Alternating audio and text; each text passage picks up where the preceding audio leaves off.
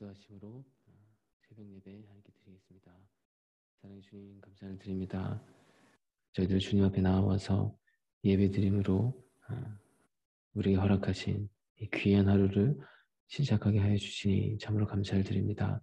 주님, 우리가 진실로 하나님을 향한 경외의 마음을 가지고 또한 선한 청지기의 자세로 우리에게 허락하신 이 귀한 시간 안에서 우리에게 허락하신 귀한 달란트를 가지고 열심히 장사하는 저희들 되게 하여 주시옵소서. 그리하여서 주에게 칭찬받는 자랑할 것이 많은 저희들 되게 하여 주시옵소서. 저희가 진실로 복음을 위하여 하나님 나라를 위하여 이 땅의 회복을 위하여 힘을 다해 살기를 원합니다.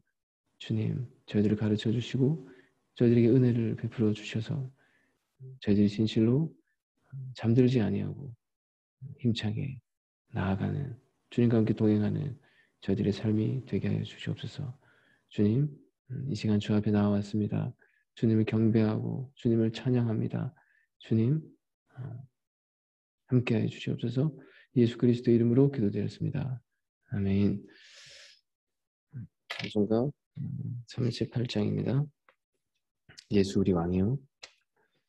예수 우리 왕이여 이곳에 오셔서 우리가 왕께 드리는 영광을 받아 주소서. 우리는 주님의 백성, 주님은 우리 왕이라. 왕이신 예수님 오셔서 좌정하사 다스리소서. 예수 우리 주시여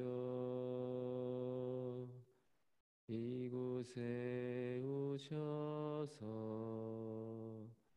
우리가 주께 드리는 찬양을 받아 주소서. 우리는 주님의 종들, 주님은 우리 주시라. 주 대신 예수님 오셔서 이 찬양을 받아 주소서. 아멘. 자, 이제 로마서 3장 21절 드디어 구원으로 들어갑니다.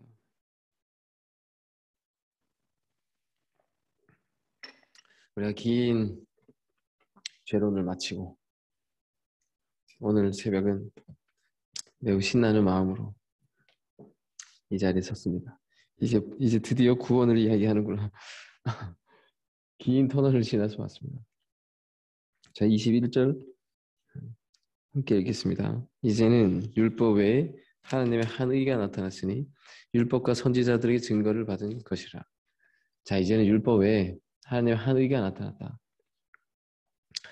자, 이건 반전이죠. 자, 이제는 이 한 단어가 역사를 가르는 새로운 시대를 선포하는 이 한 단어가 진실로 가슴 깊이 우리에게 다가온다면 그런 진실로 복음의 참된 의미를 이해한 사람일 것입니다. 절망 가운데서 새로운 희망의 시대로 들어간 칠흑같이 어두운 곳에서 새로운 광명의 빛이 비치게 된 갑자기 새로운 전환이 오게 된 것이죠. 바울이 지금까지 설명했던 인간의 영적인 정황이 있습니다. 우리가 마주하고 있는 삶의 현실이 있습니다. 색깔로 말하면 정말 짙은 어둠입니다. 자, 이방인들 안에는 너무나도 심각한 불경건한 모습이 있고 그로 말미암아 수많은 불의한 죄적인 모습들이 있고 또한 하나님을 믿는 이들에게 율법으로 말미암아 그 죄를 더 깊이 알게 되니 오히려 더 신음할 수밖에 없는, 모두가 다 절망할 수밖에 없는 우리인의 영적인 정황이 있습니다. 깜깜합니다. 정말 죽을 길밖에 없는 것이죠. 우리에게 절망적인 우리인 것이죠. 사도가 너무나도 구체적으로 그 누구도 빠져나갈 수 없게 정교하게, 그리고 이것이 분명한 우리 안에 있는 정직한 죄적인 모습이었습니다. 죄적인 정황입니다. 그리고 우리는 우리의 죄를 시인할 수밖에 없었습니다.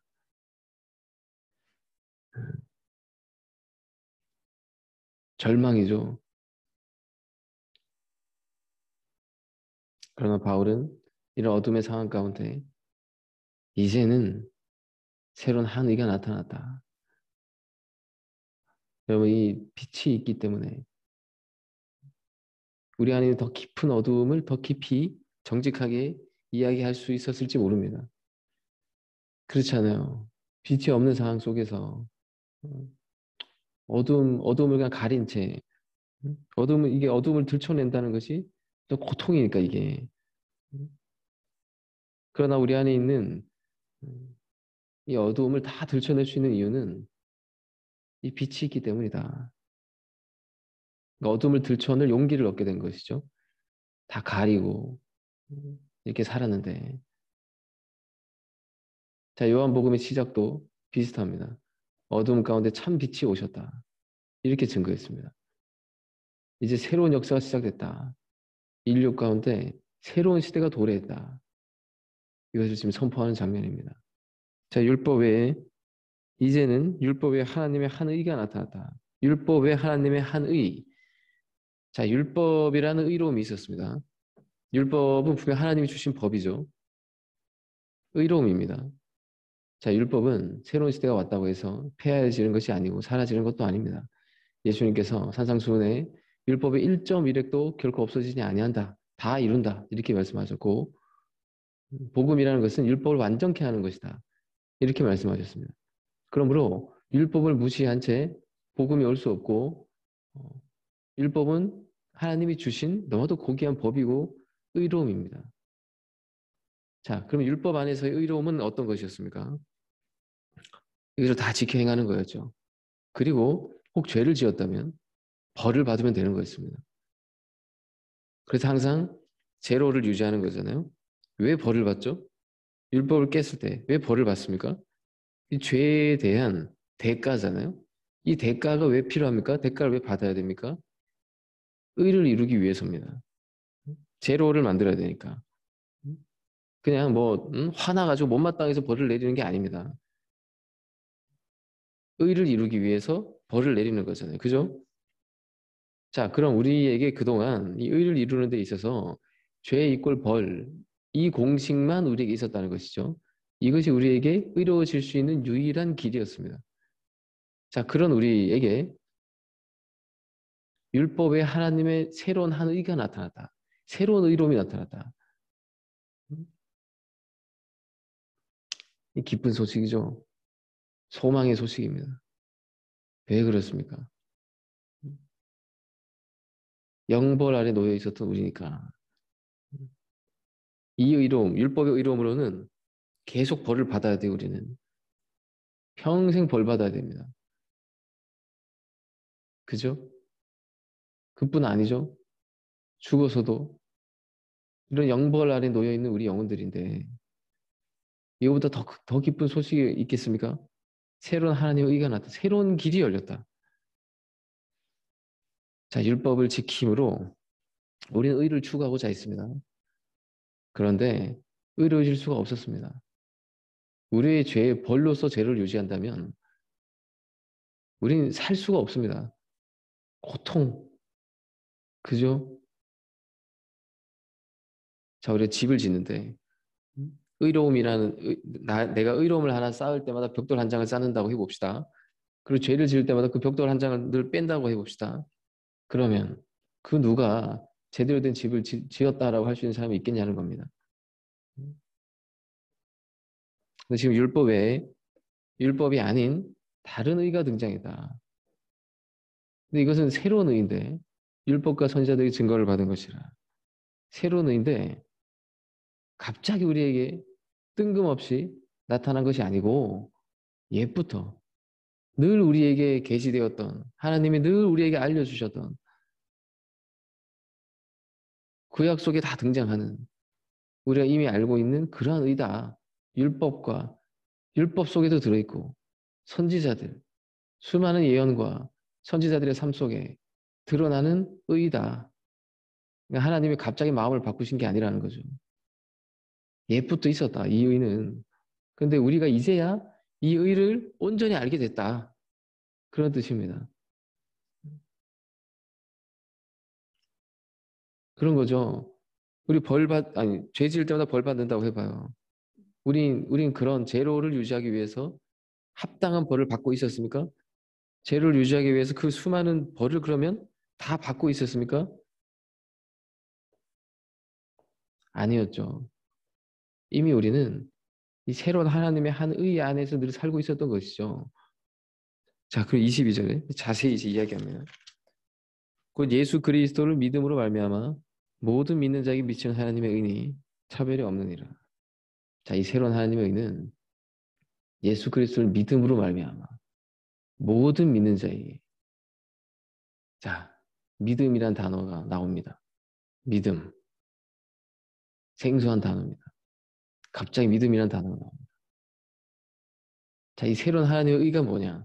이것은 믿는 자에게, 예수 그리스도를 믿는 자에게, 모든 믿는 자에게 이렇게 미치는, 믿는 자가 받을 수 있고 믿는 자에게 열려지는 하나님의 의라고 지금 말하는 것입니다. 자, 율법은 우리에게 너무도 익숙하죠. 법을 열심히 지키면 되는 겁니다. 행하면 되는 겁니다. 그리고 그가 잘 지켰나 안 지켰나, 행했나 안 행했나, 이걸로 심판을 받고 상을 받고 벌을 받으면 되는 겁니다. 아주 간단합니다. 우리는 이 법에 너무 익숙합니다. 그러나 믿음의 법은 뭐냐? 믿으면 새로운 하나님의 의를 받을 수 있고 안 믿으면 못 받는 겁니다. 그죠? 여기서 우리가 간과하기 쉬운 한 단어가 있는데 그것은 미친다고요. 미친다. 모든 믿는 자에게 미친다고. 그죠? 율법은 어떻죠? 내가 열심히 행하는 거잖아요. 그러니까 나에게 달려있잖아요. 나의 공로와 나의 열심, 나의 결심, 나의 의지, 이게 핵심입니다. 그러나 새로운 하나님의 의는 믿는 자에게 미친다고 이렇게. 미친다는 게 뭡니까? 내려온다는 거잖아요. 이렇게. 하늘에서 비가 내려오듯이. 내려온다고. 매우 생소하죠. 누구나, 근데 누구나 이 하나님의 의를 믿으면, 의를 받으면 의로워진대요. 누가 받을 수 있습니까? 믿는 자가. 여러분, 이 22절에 있는 이 소중한 세 개의 단어. 믿음, 예수 그리스도, 믿음, 하나님의 의. 이 핵심입니다. 복음의 핵심입니다.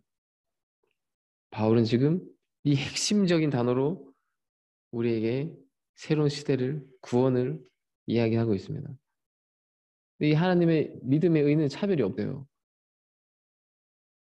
차별이 없대요. 왜 그렇죠?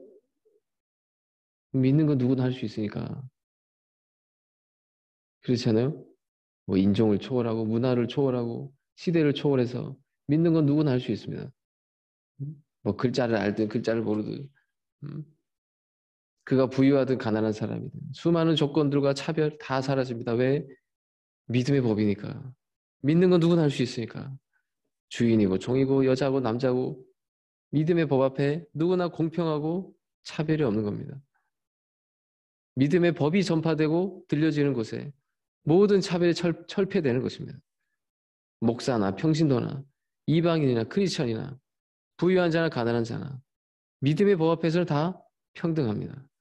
자, 그러나 중요한 건 믿어야 되는 법이래요, 이게. 누가 대신 믿어줄 수 있습니까? 안 믿는데 믿는다 할 수 있습니까? 믿는 척 할 수 있습니까? 그러니까 내 안에 스스로 자기 양심으로 정직하게 믿는 거. 자, 이 믿음의 법에 대해서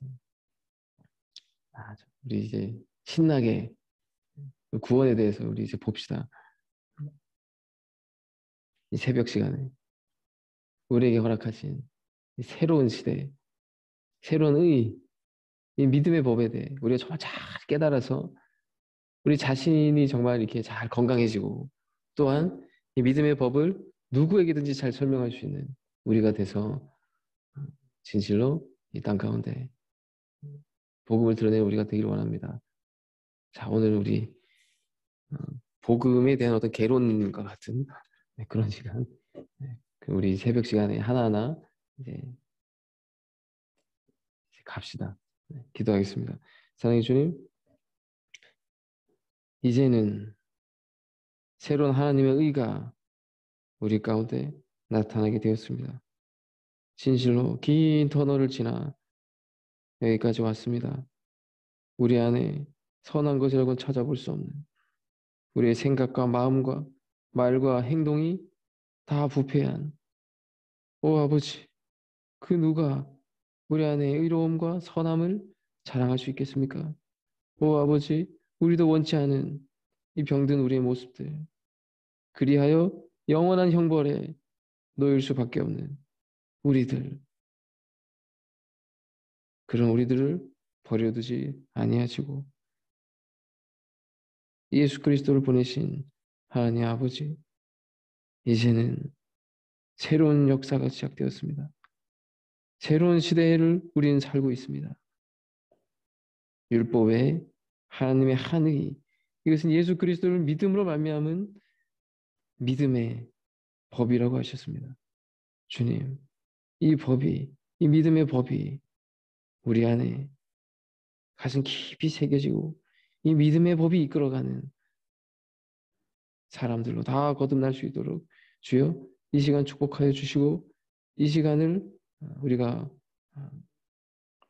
거룩함과 설레임으로 주 앞에 나와서 모두가 다 복음의 사람들로 거듭나기를 원하오니 주여 인도하시고 역사해 주시옵소서. 우리를 가르쳐 주옵소서.